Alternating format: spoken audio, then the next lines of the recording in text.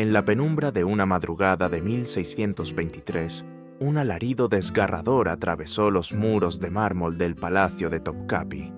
No fue el estrépito de la guerra ni el clamor de un enemigo vencido. Fue el grito de Fatma Sultan, apenas una niña de 15 años, hija de uno de los hombres más poderosos de la tierra. Aquel grito no se apagó en el aire. Se incrustó como una daga en la memoria de los eunucos que custodiaban las puertas, quienes, paralizados por el pavor, no se atrevieron a acercarse. El sonido recordaba que, incluso en el corazón dorado de un imperio, la verdadera violencia no siempre venía de fuera, sino que nacía de los rituales secretos que se practicaban dentro de sus muros. Ese amanecer no marcó solo el inicio de una desgracia doméstica, sino la revelación de un precio oculto que todas las hijas del sultán debían pagar.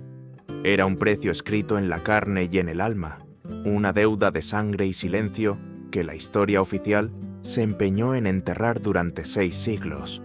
Las crónicas de la corte callaron, los escribas evitaron detallar lo sucedido, y lo que se transmitió de generación en generación fue apenas un murmullo de terror.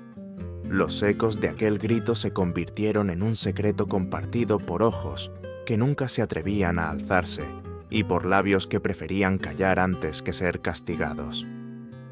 Lo más perturbador es que esas voces de horror no nacieron de heridas físicas, sino de un ritual diseñado para quebrar el espíritu antes que el cuerpo. En la lógica implacable del imperio, la princesa debía morir simbólicamente como hija para renacer como objeto de alianza política. El acto no era una ceremonia de fe, sino un procedimiento de dominio psicológico comparable a lo que hoy llamaríamos ingeniería del sometimiento. El sacrificio de la inocencia no se realizaba en nombre del amor, sino en nombre del poder. De ahí que muchas de aquellas jóvenes, antes de la noche de bodas, deseasen el abrazo frío de la tumba más que la caricia de su esposo. Durante más de 6 siglos, el Imperio Otomano conservó protocolos de preparación nupcial tan siniestros que ni siquiera los enemigos más crueles habrían deseado para sus hijas. Y sin embargo, esas prácticas sobrevivieron, no por accidente, sino porque cumplían una función esencial: asegurar que la sangre imperial nunca desafiara la voluntad del trono. En la superficie, las princesas estaban rodeadas de seda, joyas y obediencia. En la profundidad, eran prisioneras de un engranaje que convertía su vida en moneda de cambio. El lujo era solo un disfraz que ocultaba la maquinaria del miedo.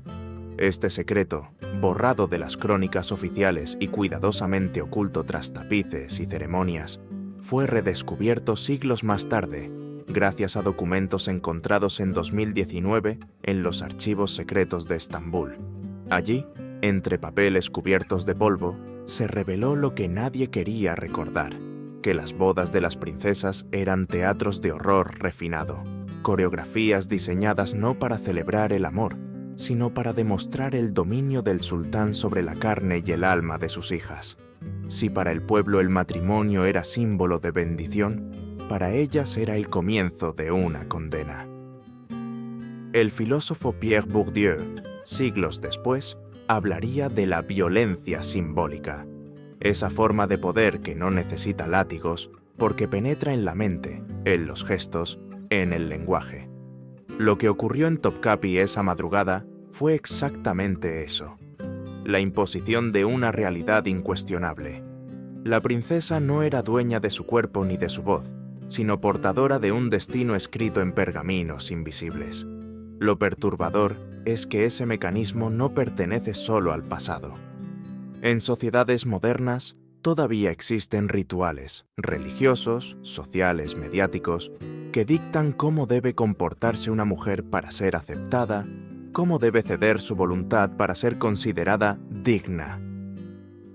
El eco de Topkapi no es solo histórico, sino actual. Los historiadores y antropólogos coinciden en que estos rituales cumplían una doble función: destruir el orgullo de la sangre real y fabricar obediencia absoluta. La princesa no era simplemente una hija, Era una pieza de ajedrez en un tablero diplomático que debía garantizar lealtades, sofocar rebeliones o sellar alianzas. Lo personal quedaba aniquilado por lo político. El cuerpo femenino se convertía en territorio conquistado, del mismo modo que las ciudades y provincias caían bajo el poder de la media luna otomana. Así, el imperio extendía su control no solo sobre pueblos y ejércitos, sino también sobre las emociones más íntimas de sus propias hijas. Aquel grito de Fatma Sultán, que estremeció las paredes de mármol en 1623, simbolizó el verdadero rostro del poder, un sistema capaz de sacrificar incluso a los suyos para perpetuarse. Y aquí radica la clave más inquietante de esta historia. La opulencia del palacio era solo un escenario. Lo que ocurría en sus cámaras secretas era un horror cuidadosamente disfrazado de ceremonia imperial. Mientras el mundo exterior soñaba con la fortuna de las princesas, ellas soñaban con la muerte como única forma de escape. La pregunta inevitable es: ¿cuántas de esas voces siguen sepultadas bajo el silencio de los archivos? Y, más aún, ¿cuántas estructuras modernas siguen replicando, con nuevos disfraces, aquel mismo mecanismo de obediencia? El Imperio Otomano se extendía como un océano sin orillas. Desde su fundación en 1299 hasta su caída en 1922, dominó 3 continentes con la fuerza de sus ejércitos y la astucia de sus diplomacias. Después de la conquista de Constantinopla en 1453, aquella ciudad se convirtió en el corazón palpitante del poder otomano. Rebautizada como Estambul, se erigió como el eje del mundo musulmán y el centro de una red que unía caravanas de seda, rutas de especias y ejércitos de genízaros. Allí, sobre las colinas que miraban al Bósforo, se levantó el palacio de Topkapi, un laberinto de mármol, jardines y pasadizos que escondía secretos que ni el viento se atrevía a divulgar. Topkapi no era simplemente un palacio, era un universo cerrado.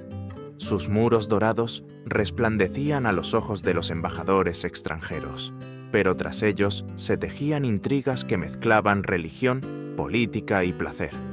Los ulemas legitimaban el poder del sultán con interpretaciones selectivas de la Sharía, mientras los consejeros aplicaban el Kanún, leyes imperiales que a menudo contradecían la tradición islámica para servir a la voluntad del monarca. En esas tensiones jurídicas se escondía el verdadero arte del poder, un equilibrio entre lo sagrado y lo profano, entre lo espiritual y lo político. Dentro del palacio, el harén era mucho más que un lugar de concubinas. Era un microcosmos de poder, un escenario donde más de 800 mujeres podían habitar simultáneamente en tiempos de esplendor. Desde fuera, se lo imaginaba como un paraíso de seda y aromas exóticos, pero desde dentro era una prisión dorada donde cada suspiro era vigilado. Allí, el destino de una concubina podía elevarla a los cielos si lograba la atención del sultán o condenarla a la oscuridad del olvido. El harén era una maquinaria política. Cada mujer, cada eunuco, cada sirvienta representaba una pieza en un juego de intrigas cuidadosamente calculado. La existencia del harén tenía también una dimensión económica y cultural. Se nutría de un tráfico continuo de esclavas capturadas en Europa Oriental, compradas en los mercados de África del Norte o intercambiadas en las rutas mediterráneas. Muchas de ellas llegaban siendo niñas, arrancadas de sus hogares y educadas en lenguas, música y poesía para seducir al poder. Paradójicamente, esas esclavas arrancadas de sus raíces podían aspirar a un destino más libre que las propias princesas de sangre real, condenadas de nacimiento a servir como garantía política. El lujo del harén no era un regalo, sino un disfraz. Cada joya era una cadena, cada alfombra un testigo de lágrimas ocultas. Topkapi, con sus patios perfumados y fuentes murmurantes, se convirtió en el centro de la maquinaria imperial. Allí se decidían guerras, matrimonios, tratados y muertes. Los pasillos resonaban con versos de poetas persas, pero también con los sollozos apagados de mujeres sometidas a rituales de obediencia. El contraste era brutal. Mientras en los salones públicos se celebraban banquetes, detrás de las celosías se fraguaban pactos silenciosos que determinaban el destino de reinos enteros.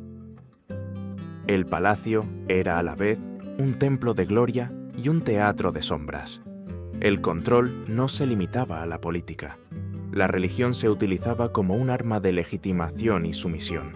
Los imanes del palacio bendecían cada decisión del sultán, reforzando la idea de que el poder era voluntad divina.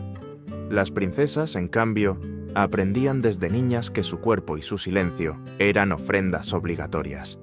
Así, el palacio se transformaba en un mecanismo total. Controlaba el territorio, la economía, las almas y hasta los sueños de quienes lo habitaban. El lujo de Topkapi era solo la superficie.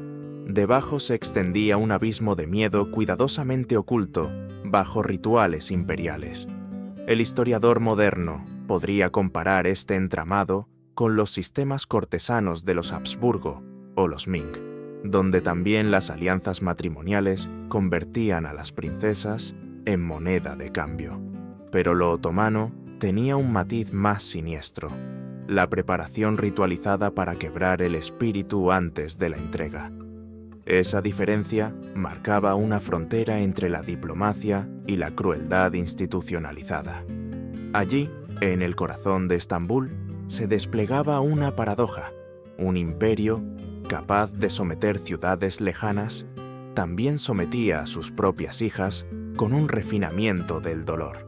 El llamado Sultanato de las Mujeres, que se extendió aproximadamente entre 1533 y 1656, fue una época de brillo y contradicción. En esos años, las favoritas del sultán y las madres de los herederos alcanzaron un poder que desafiaba las fronteras de lo imaginable en un imperio islámico patriarcal.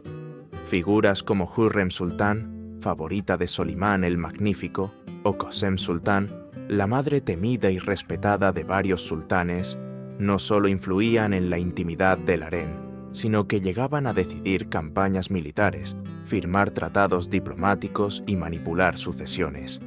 El harén, en apariencia un espacio de placer, se convirtió en un segundo parlamento, un consejo secreto donde la política se tejía con manos femeninas. Pero en esta aparente paradoja se escondía una verdad cruel. Mientras algunas concubinas y madres de sultanes podían ascender hasta la cima del poder, las princesas de sangre real eran prisioneras de un destino mucho más oscuro.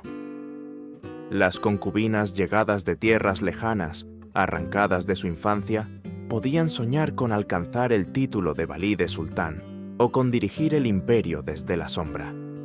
Las hijas del propio sultán, en cambio, estaban condenadas a ser monedas humanas, piezas diplomáticas destinadas a consolidar pactos con poderosos visires o pachás. En esa lógica retorcida, la esclava podía convertirse en reina, mientras que la princesa nacía ya con cadenas invisibles que jamás podría romper. El poder femenino en el Imperio Otomano no era homogéneo, era un campo de tensiones. Hürrem y Kösem ejercían influencia porque supieron manipular la voluntad de los sultanes y el miedo de los genízaros. Las princesas, en cambio, nunca podían ser sujetos de poder por sí mismas. Estaban destinadas a ser instrumentos de alianzas. Si se las casaba con un visir leal, su matrimonio se transformaba en un seguro contra la traición. Si se las entregaba a un pachá rebelde, servía como freno para su ambición. Cada boda era un acto político, cada noche de bodas un tratado disfrazado. En esa dinámica, la intimidad se anulaba y la vida de las hijas del sultán se convertía en mera extensión de la razón de Estado. Es precisamente en este contexto donde aparece la figura de Fatma Sultán. Nacida en 1606, era hija del sultán Ahmed I y de la formidable Kösem. Desde niña, fue educada en astronomía, poesía, caligrafía árabe y persa, y se la consideraba un prodigio de inteligencia y sensibilidad. Pero su destino ya estaba sellado desde la cuna. sería entregada en matrimonio como garantía política. Su talento, sus sueños, sus pasiones eran irrelevantes frente a la maquinaria de la dinastía. La paradoja es brutal. Mientras Kösem ejercía un poder real como madre del sultán, su propia hija estaba destinada a perder toda autonomía en nombre de ese mismo poder.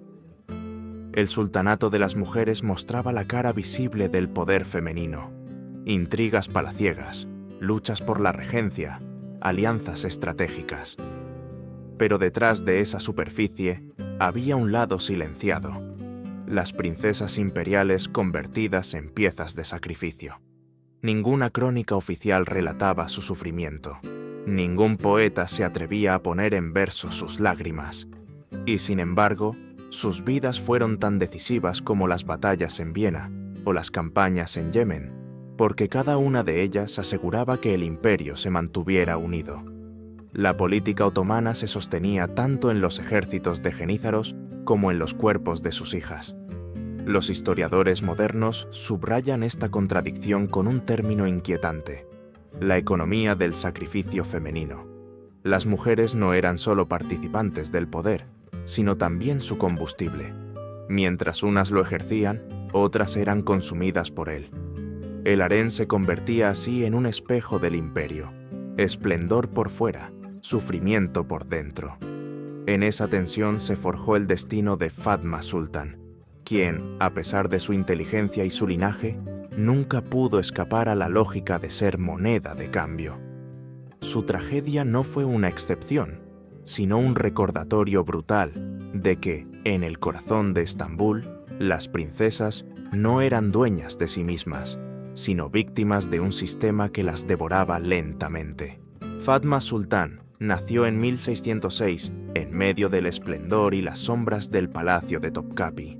Hija del sultán Ahmed I y de Kösem Sultan, creció entre jardines perfumados, manuscritos árabes y persas, y las voces de eruditos que alababan su inteligencia precoz.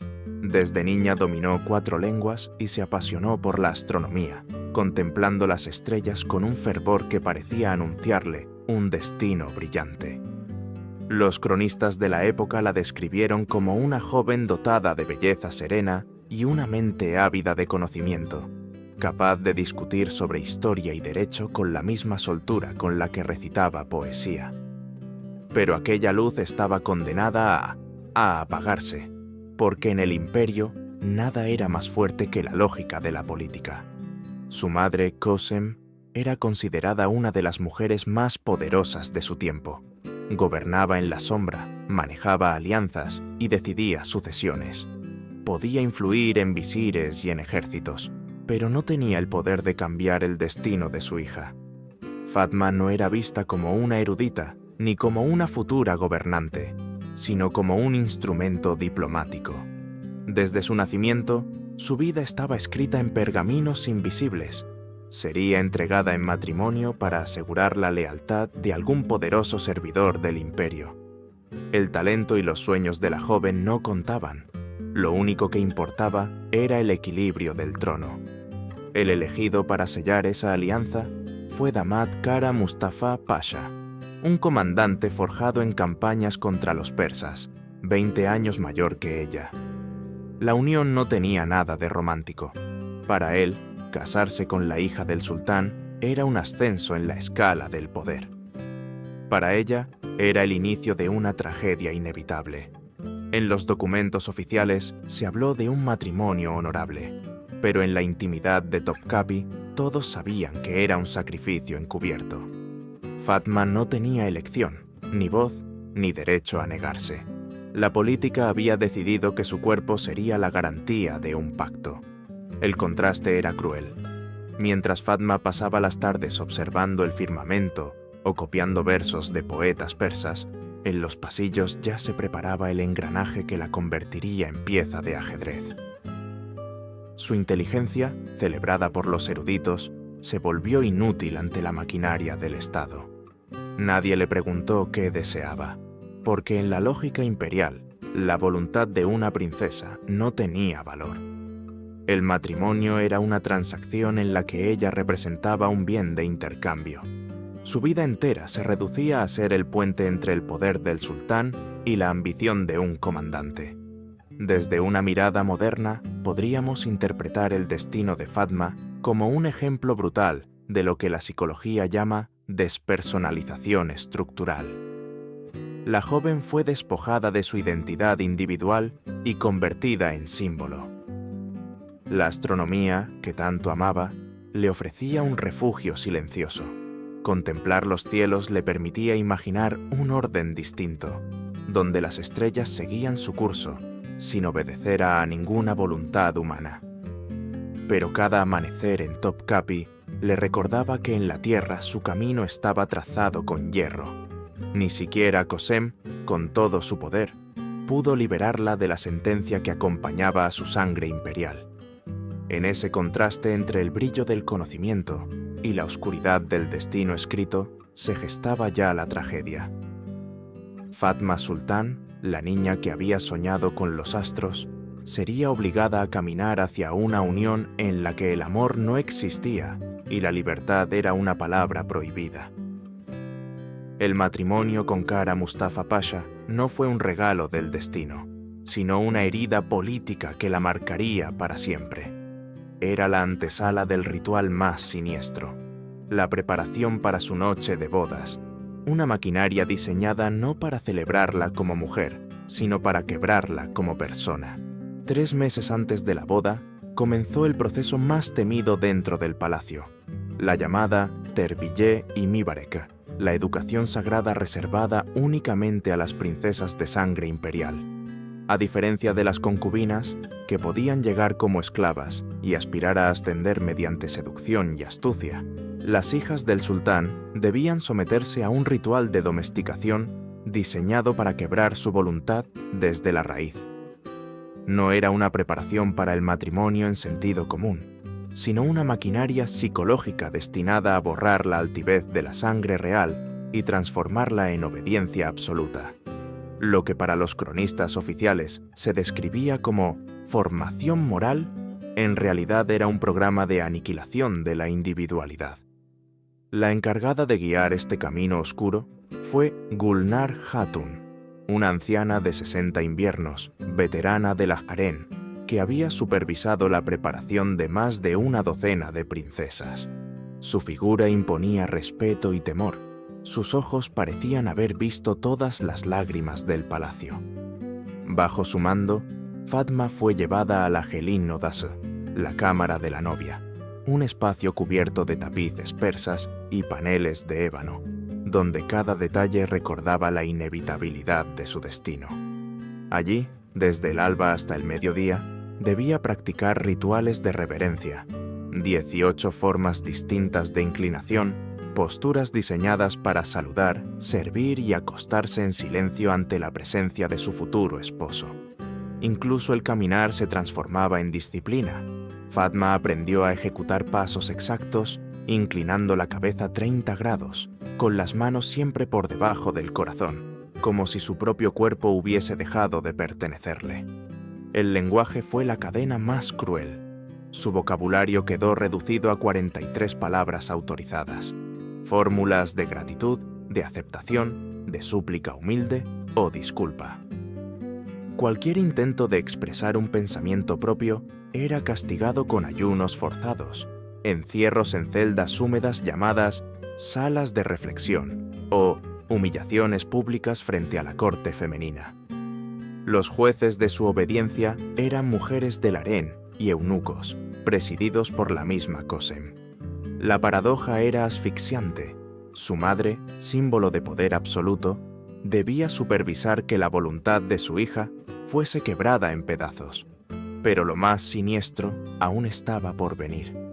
El ritual incluía las pruebas de la primera noche, conocidas como Talim y Gerdek. En cámaras subterráneas se levantaban réplicas de habitaciones nupciales, donde la princesa debía enfrentarse a maniquíes de cera, figuras anatómicas encargadas a artesanos venecianos. Bajo la mirada implacable de instructoras, Fatma era obligada a ensayar gestos y actos que ninguna adolescente debería conocer. Sus reacciones, miedo, llanto, resistencia, eran anotadas en registros codificados. Cada signo de rechazo significaba más sesiones, más castigos, más condicionamiento. Poco a poco, la niña que amaba el firmamento se convirtió en un cuerpo dócil, un espíritu domado, atrapada en un laberinto de humillaciones. La psicología moderna nos hablaría aquí de condicionamiento operante, un método que combina castigos y recompensas para modificar la conducta. Pero en Topkapi, este proceso alcanzaba niveles rituales y sagrados. Los ulemas, guardianes de la religión, habían diseñado oraciones específicas para reforzar la obediencia conyugal. Fatma debía recitarlas en horarios fijos, mezclando la devoción religiosa con gestos de sumisión matrimonial. La plegaria, que debería haber sido un refugio de fe, se convirtió en una cadena invisible. Lo sagrado era transformado en un arma política y lo espiritual en instrumento de control. El resultado era devastador. La joven que recitaba poemas de amor y observaba estrellas ahora repetía con voz apagada versos que glorificaban el sacrificio y la obediencia marital. Cada día era un paso más hacia la desaparición de su identidad. Fatma ya no era hija de emperadores ni estudiante de astronomía, sino aprendiz de sumisión. El ritual no buscaba solo preparar un matrimonio, buscaba despojarla de lo que la hacía humana. Ese fue el verdadero precio de su linaje, convertirse en un símbolo quebrado antes incluso de haber vivido. Una semana antes de la boda, la disciplina se endureció aún más. Fatma fue trasladada al Gelin Koshku, el pabellón de la novia, un edificio aislado dentro del complejo de Topkapi, donde ningún sonido externo podía penetrar. Aquel espacio no era un refugio, sino una máquina de moldear el espíritu. Cada aspecto de su vida era vigilado: lo que comía, cómo se bañaba, hasta cómo respiraba durante la oración.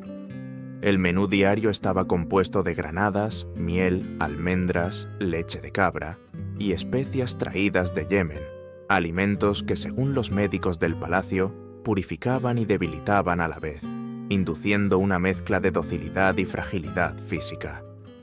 Los baños se convirtieron en otro ritual de sometimiento. Bajo la mirada de especialistas en purificación, Fatma debía sumergirse en aguas perfumadas con aceites de valeriana, amapola y flores de azahar.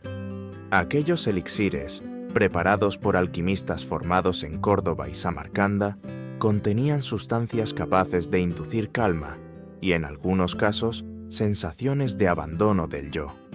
Lo que en apariencia era cuidado y lujo, en realidad era un proceso químico de domesticación.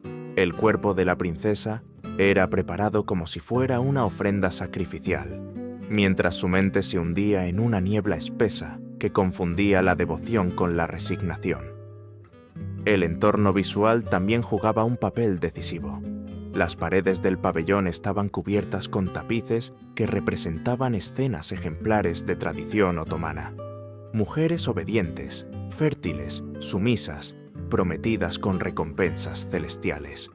Eran lecciones bordadas en seda que penetraban en la psique de Fatma como recordatorios constantes de lo que debía ser.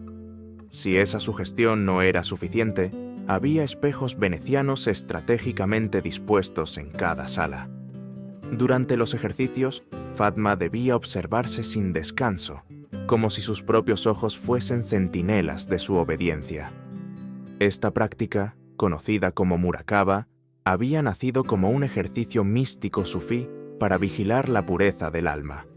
En el contexto del pabellón, fue pervertida en arma psicológica.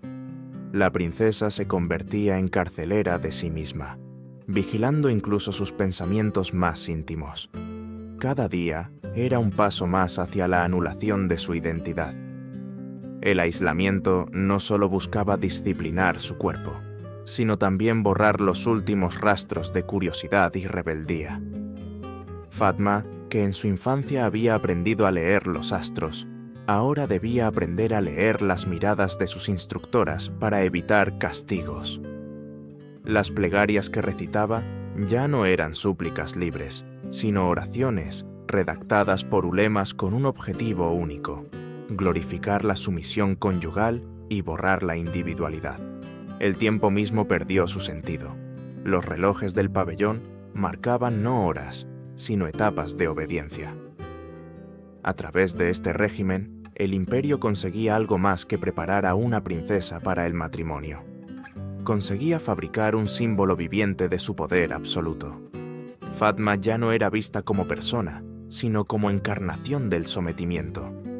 Cada gesto, cada palabra, cada respiro era moldeado para que, llegado el día de su boda, no quedara en ella nada de la joven curiosa que soñaba con las estrellas.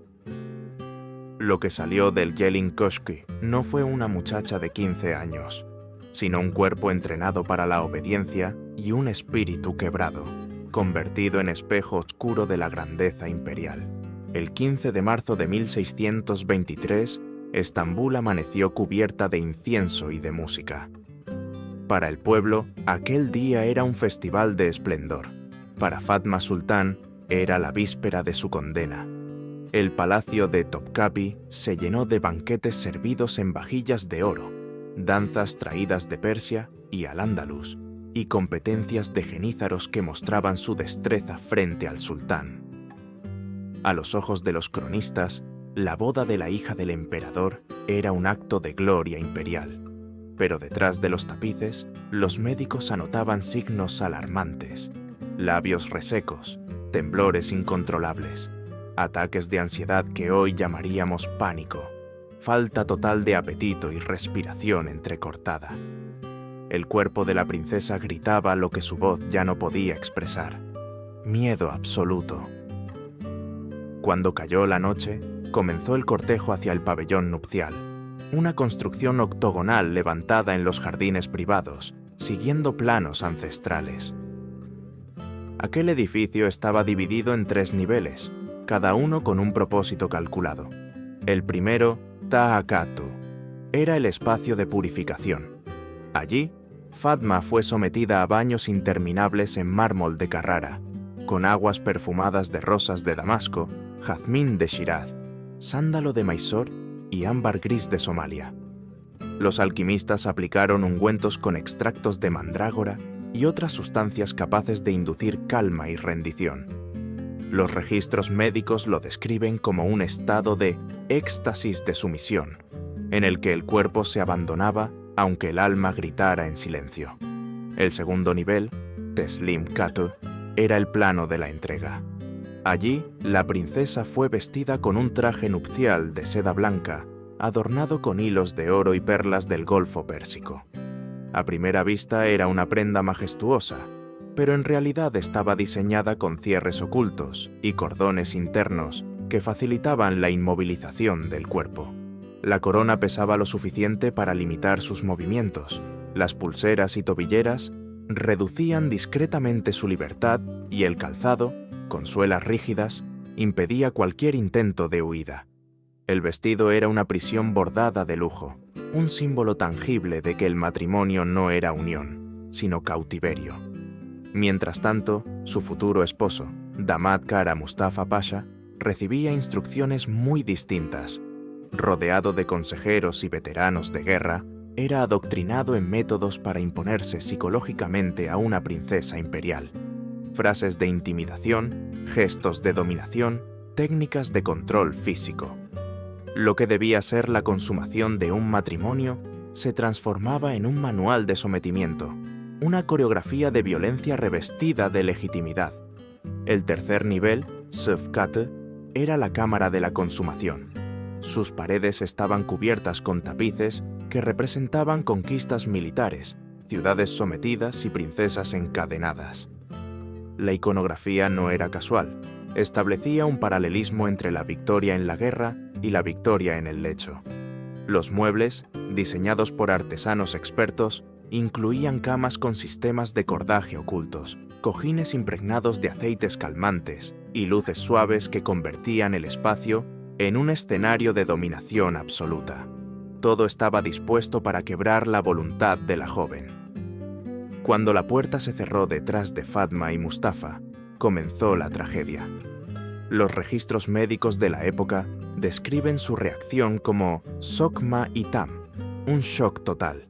El cuerpo de la princesa temblaba sin control. Su voz se redujo a un susurro apenas audible, y sus ojos vagaban como si miraran un mundo invisible. Mustafa interpretó al inicio aquello como resistencia altiva y aplicó las técnicas de intimidación aprendidas. Pero lo que encontró no fue rebeldía, sino el colapso absoluto de un alma joven. Fatma se refugió en la disociación. Abandonó mentalmente su cuerpo para poder sobrevivir. La consumación, cuando finalmente ocurrió, fue registrada por observadores, ocultos como un acto traumático, marcado por hemorragias internas, desmayos y lo que los cronistas llamaron salida del alma. Esa noche, en el silencio del pabellón, no se celebró un matrimonio. Se escribió una tragedia que marcaría a Fatma Sultan para siempre, convirtiendo la ceremonia imperial en un teatro de horror cuidadosamente planificado. Tras aquella noche, Fatma Sultan nunca volvió a ser la misma. Los cronistas describen que en los días posteriores cayó en un estado de mutismo selectivo. Solo respondía en susurros y únicamente cuando se le dirigían preguntas directas. Su apetito desapareció por completo, hasta el punto de requerir alimentación forzada. A menudo estallaba en llanto sin causa aparente, con sollozos que podían prolongarse durante horas. Lo más perturbador fue la aparición de lo que en la corte llamaron la enfermedad del miedo. Bastaba la presencia de un hombre, incluso de confianza, para que la princesa entrara en pánico. Su respiración se aceleraba, sudaba en exceso y a menudo se desmayaba sin previo aviso.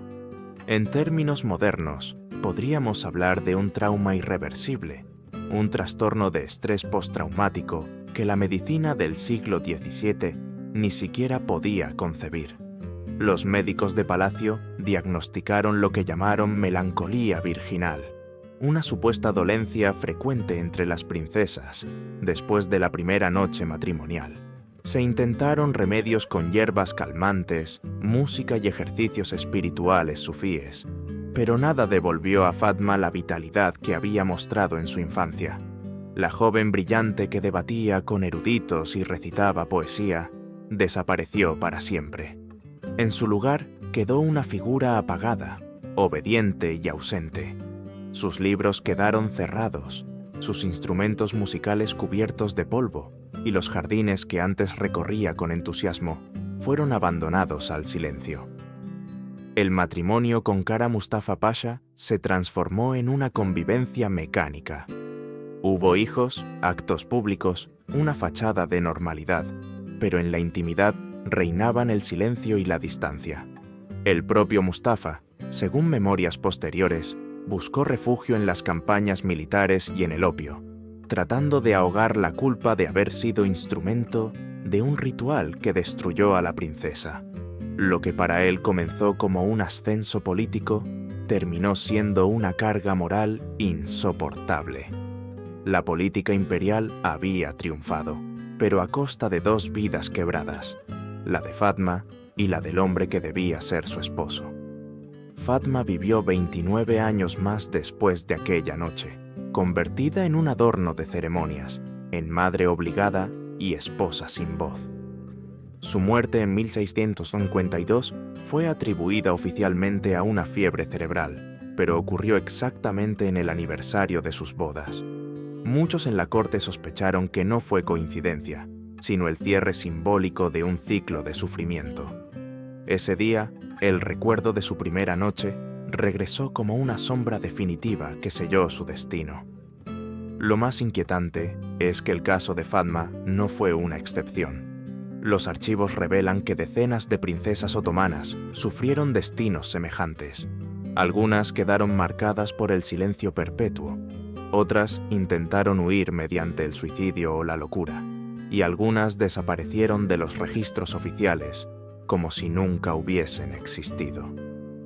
El sistema imperial, preciso en sus protocolos, supo borrar las huellas incómodas y revestirlas con eufemismos en crónicas cuidadosamente redactadas. Detrás del esplendor público, lo que existía era un patrón de sacrificio femenino institucionalizado. Desde una mirada contemporánea, podemos interpretar la vida de Fatma como un ejemplo extremo de lo que la sociología denomina costo invisible del poder. El imperio necesitaba estabilidad, alianzas, control, y para ello sacrificaba a las hijas del propio sultán. La grandeza imperial se alimentaba del sufrimiento íntimo de sus princesas. Fatma Sultán fue, en última instancia, la primera víctima de la magnificencia que la rodeaba.